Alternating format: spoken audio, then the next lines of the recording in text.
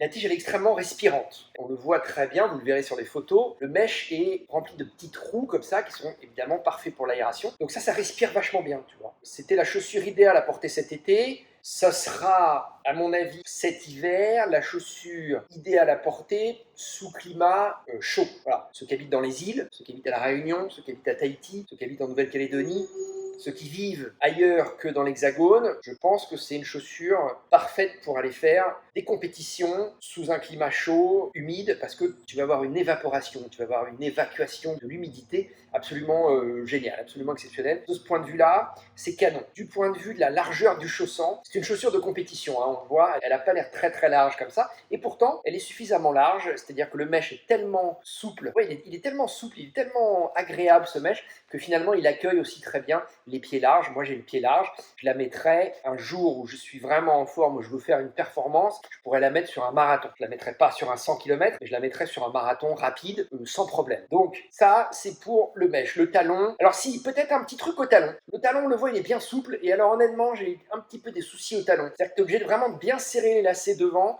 pour être tenu au niveau du talon. Et ça m'a un peu arrêté, je me suis un petit peu interrogé là-dessus, et bon, je pense que c'est une chaussure absolument à essayer en magasin. Il faut vraiment prendre la taille qui vous convient le mieux.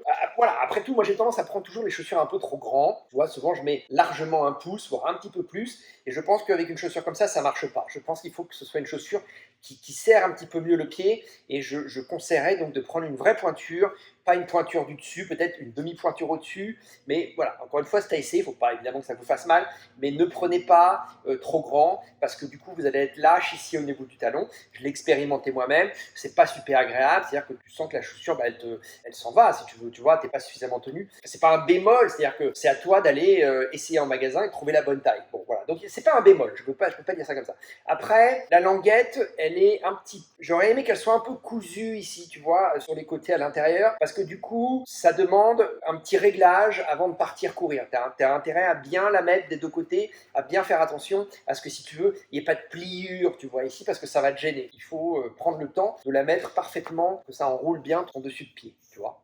Là, tu n'es plus dans le cadre, là, je pense. Hein, tu n'es plus dans le cadre, là. Si? Bah non, tu n'es plus dans le cadre, Doudou. On va faire comme ça. Ouais, j'ai changé un peu le cadre, excusez-moi, mais parce que je voulais qu'elle soit absolument, elle, dans le cadre. Donc, si tu veux, la tige, pour moi, il n'y a pas de souci sur cette tige. C'est plus des réglages à faire, il faut faire attention, parce que c'est pas une chaussure que tu peux enfiler comme ça, en laissant éventuellement les lacets faits, tu vois, fermés, et puis tu vas recourir comme ça. Il faut bien la régler à chaque fois. Bon.